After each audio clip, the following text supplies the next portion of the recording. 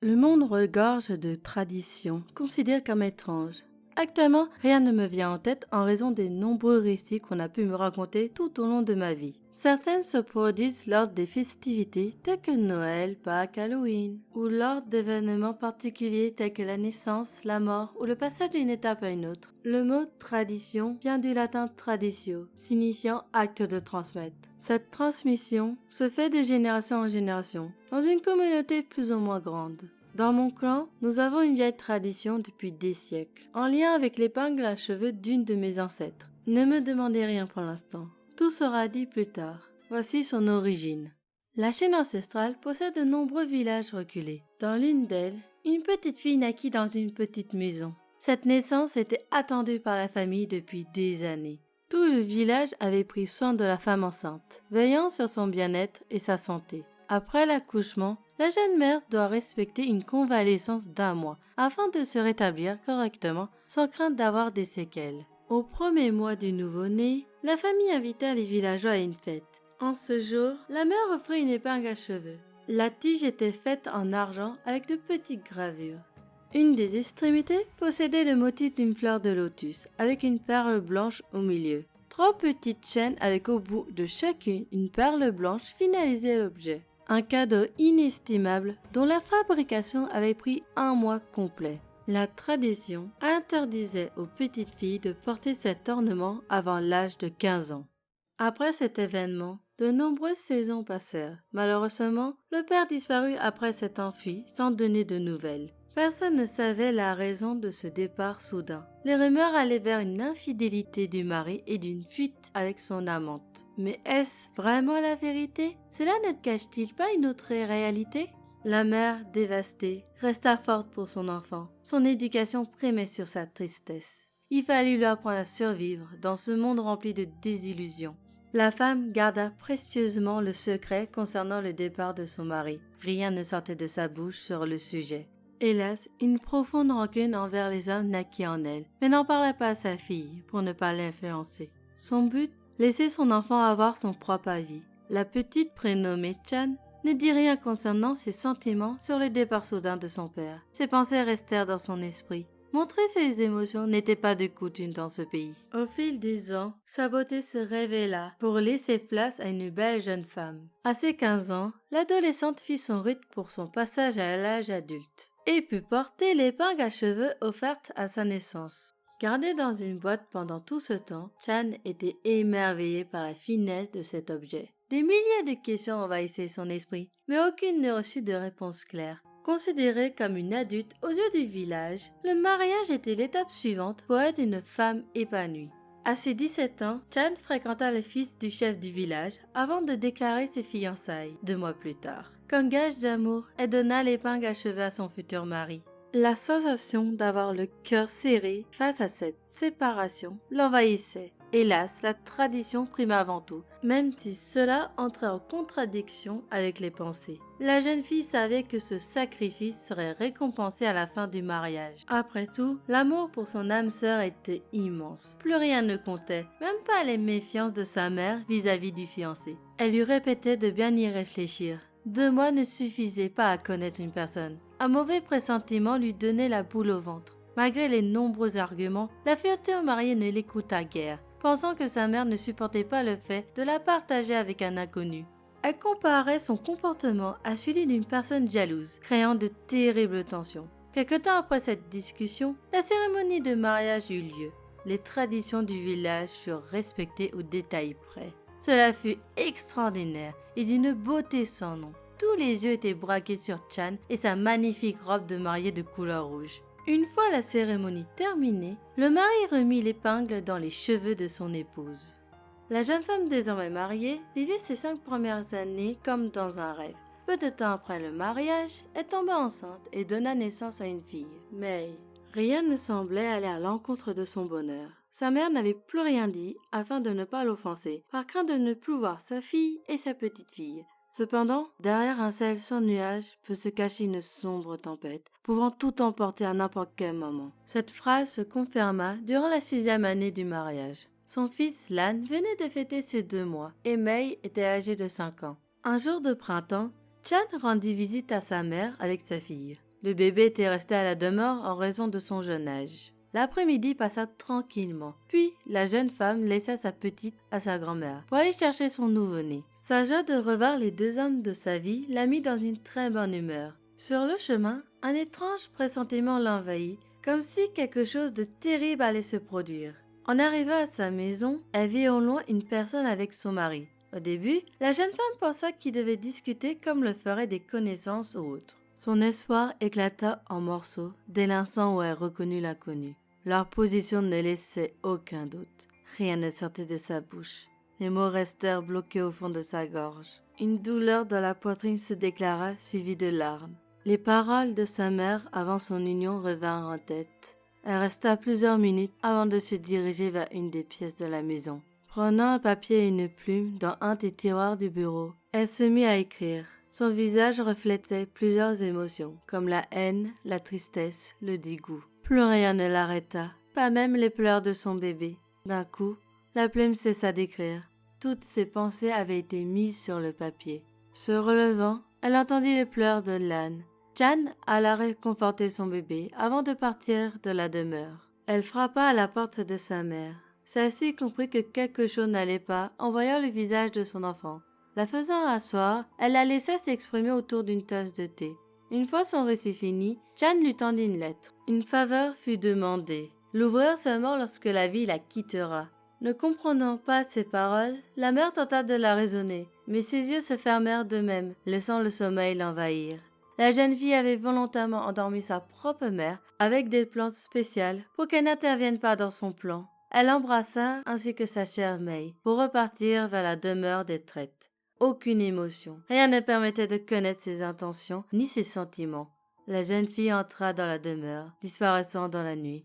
Le lendemain, une femme du village entra dans le domaine pour rendre visite à la maîtresse des lieux. Ses tentatives d'appel restèrent sans réponse. En explorant, elle vit son amie au pied du plus grand des arbres. Sa joie de la voir rendit ses pas plus rapides, avant de s'arrêter brusquement. Le sourire disparut pour faire place au choc. Une vision d'horreur colorée de rouge sang emplissait sa vision. Devant elle se trouvait le cadavre de Chan. Son corps était lacéré de coupures. Le sang coulait sur le sol. D'étranges symboles ornaient le lieu. Impossible d'en comprendre le sens. Les doigts, la langue, les yeux et les oreilles étaient posés sur la robe. L'épingle ne décorait plus les cheveux du cadavre. L'amie, horrifiée par la découverte, alla prévenir tout le village par ses cris de terreur. Accompagnée, elle guida les quelques volontaires vers la scène. Certains s'occupèrent du corps, d'autres explorèrent la demeure dans l'espoir de retrouver les autres membres de la famille vivants. Les recherches furent rapidement interrompues par la découverte des corps du mari et du fils. Un trou se trouvait de part et d'autre de leur tête, ainsi qu'au niveau du cœur. 3 morts mystérieuses dans un si petit village reculé. Aucune arme ne fut retrouvée à proximité. Il fallait annoncer la terrible nouvelle à la famille. 2 personnes se désignèrent pour le faire. Personne n'aurait voulu être présent au moment de l'annonce des décès. La tristesse et la douleur emplissaient les cœurs des proches. Ils ne comprenaient pas la raison de ce massacre, surtout qu'une des victimes était un bébé. La petite May se trouvait être la seule rescapée du massacre du fait qu'elle était chez sa grand-mère maternelle. Difficile pour une fille de découvrir qu'elle ne reverrait plus ni son petit frère ni ses parents. Une question se posait alors, où la fillette irait vivre. Après une grande réflexion, la mère de Chan fut désignée pour être sa tutrice. 3 jours de veillée furent observés. La famille recevait de la visite, devant être présent à chaque instant pour protéger les défunts. Les proches donnaient des offrandes afin de les mettre dans les cercueils. Les corps étaient traités avec le respect dû à leur rang. La cérémonie se déroula au 4e jour. Tout le village se réunit pour rendre hommage aux 3 victimes.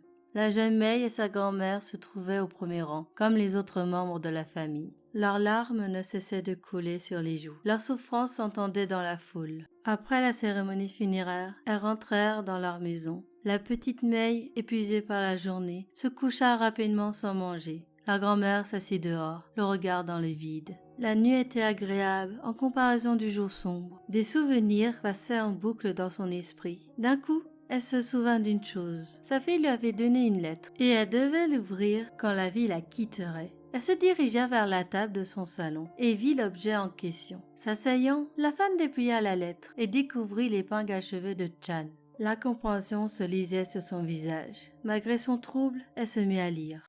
Maman, si tu lis cette lettre, c'est que ma vie a cessé. Trop de choses font que j'ai pris cette terrible décision. J'ai conscience de laisser ma petite May orpheline de mère, et bientôt tu seras la seule à l'éduquer. Mes paroles comme la présence de mon épingle à cheveux te semblent étranges, mais tu vas tout comprendre en lisant cette lettre. Mes derniers mots en tant que vivante. Sache avant tout que tu n'y es pour rien dans la mort de mon petit frère. Sa naissance avait rempli nos cœurs d'un immense bonheur. Vous m'avez demandé de lui trouver un prénom, Lan. Il signifiait orchidée, une fleur que j'aime énormément, sûrement ma préférée parmi toutes. Hélas, Lan est venu au monde avec une santé fragile et il n'a pu supporter le froid de l'hiver. Notre monde s'est effondré ce jour-là. Mère, j'entendais tes pleurs représentant ta douleur, ton cœur brisé par la perte d'un enfant, la pire des douleurs pour des parents. Père, que dire de lui? Sa peine s'est transformée en une haine se déversant sur toi. Il considérait que tu étais la cause de la disparition de son fils. Le lendemain, il prit ses affaires dans l'intention de nous quitter. Aucune nouvelle donnée depuis. À ses yeux, il n'avait plus rien, ni femme, ni fille. Père a été un véritable lâche, un individu fuyant ses responsabilités de mari comme de père. Au final, il nous a abandonnés sans aucune pitié. Je n'ai rien dit sur la situation pour ne pas te faire plus de peine que tu en avais déjà, entre la mort de l'âne et l'abandon de ton mari. Aujourd'hui, je peux te le dire, et le voici. Chaque soir, je pleurais en silence pour chacune des deux situations. Je trouvais tout cela injuste, puis une haine envers mon père a germé dans mon cœur. Suite à ces événements, j'ai pris la décision de tout faire pour t'aider et te rendre fière de moi. Les années sont passées ainsi. Voir ton sourire me suffisait pour être moi-même heureuse. Les années ont passé, et le jour de mon rite de passage à l'adulte est arrivé. Ta fierté se lisait sur ton visage. Avoir l'épingle à cheveux de ma naissance représentait une consécration de tout ce que tu m'as enseigné durant mon enfance et mon adolescence. Cet objet devenait une partie de moi, une extension de mon corps. 2 ans plus tard, mon mariage a eu lieu. Je me souviens de ta méfiance vis-à-vis de mon mari, mais la jeune fille de l'époque ne voulait rien entendre, considérant tes paroles comme des mensonges. L'amour rend bien aveugle les personnes qui en sont atteintes. Si seulement je t'avais écouté, toi qui avais vu ces démons lors de la première rencontre. Je n'aurais jamais donné mon épingle à cheveux pour sceller mon mariage avec cet homme. Mes premières années en tant que mariée furent les plus merveilleuses, avec la naissance de ma petite May, une petite fleur à mes yeux. Aucun mot ne peut exprimer les émotions pour toutes ces choses. La naissance de mon fils, Lan, a été un heureux événement aussi. J'ai voulu qu'il porte le prénom de son oncle en hommage. Hélas, le soleil s'est transformé en ténèbres en ce jour de printemps. Après être revenu de chez toi, je suis allée voir mon mari, sauf qu'il n'était pas seul. Une femme l'enlaçait et l'embrassait avec passion. Il la tenait dans ses bras au lieu de la repousser. Cette scène m'a brisé le cœur. Comment un homme peut-il trahir sa femme? Ils se fréquentaient bien avant le mariage, j'en suis convaincue. Mon corps et mon cœur n'ont pu supporter cela. Mon monde s'est effondré. C'est cela que je t'ai raconté quand je suis venue chez toi. Toute ma douleur et la haine ont été déversées lors de mon récit. Une fois fini, je t'ai rendu une lettre en te demandant de l'ouvrir seulement à ma mort. Ton incompréhension m'a brisé le cœur, mais avant que tu puisses dire quoi que ce soit, les effets des plantes t'ont emmené vers un profond sommeil. Rien ne devait empêcher de mettre mon plan à exécution. Pardonne-moi pour cela, j'aurais voulu que ça se passe autrement. Cette lettre est un au revoir, mais aussi une confidence. Mon âme ne reposera pas en paix. Cela te paraît étrange, n'est-ce pas? Avant de passer à l'acte, j'ai jeté une malédiction sur moi-même afin de me venger des hommes. Mon fantôme massacrera mon fils et mon soi-disant mari en premier, pour terminer le rite. Les détails de leur fin de vie n'ont pas à être écrits ici. Tu vas sûrement découvrir leur sort le lendemain. L'épingle à cheveux a été mon outil pour sceller mon sort et celui des 2 hommes. Ma haine ne sera jamais assouvie, à moins de faire un rituel pour apaiser mon esprit. Celui-ci devra se faire lors de la naissance d'un enfant dans notre clan. Si c'est une fille, alors le père sera sacrifié. Si c'est un garçon, le nouveau-né et son géniteur seront sacrifiés. Tu comprends? Les hommes qui entrent dans le clan ne pourront jamais partir et deviendront des offrandes pour moi. Nouveau-né comme mari. Notre clan sera composé de femmes et de filles qui haïront les hommes de ce monde. L'épingle à cheveux servira à le faire. La mienne, l'objet le plus précieux que je possède. Mon âme y sera scellée. Construis un autel pour pouvoir l'exposer. Elle sera le lien entre moi et les futurs membres de notre clan. Les détails du rituel et de l'autel accompagnent la lettre. Lis attentivement les instructions. Enseigne cela à ma petite May, et élève-la dans la haine des hommes. Promets-moi de prendre soin de ma merveille. Je sais qu'avec toi, elle sera heureuse et bien éduquée. Je finis en te redisant tout l'amour et l'affection que j'ai pour toi, et pardonne-moi de te laisser seule dans ce monde. Adieu, ta fille, Chan. Le chagrin, la peine, ces sentiments remplissaient le cœur de celle qui lisait les derniers mots de son unique enfant. Tout se bouleversait dans l'esprit de la mère.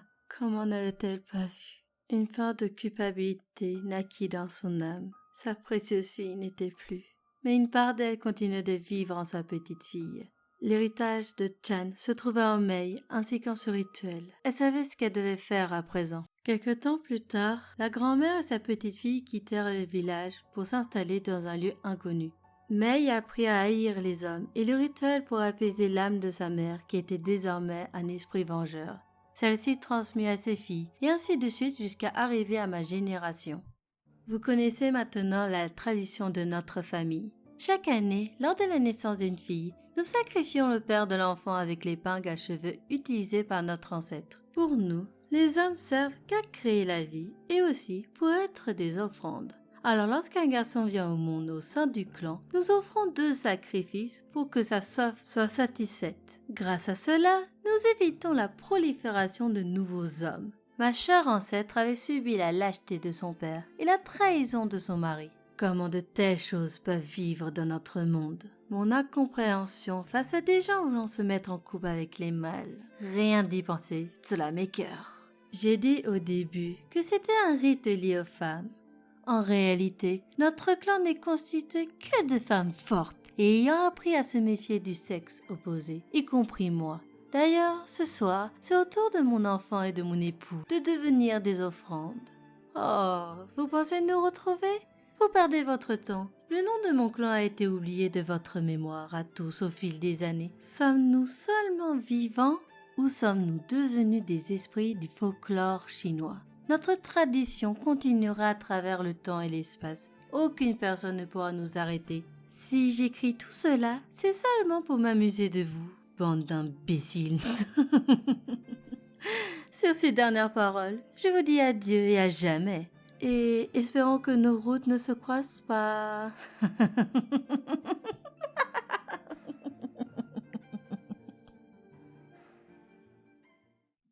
En voilà une tradition très très particulière.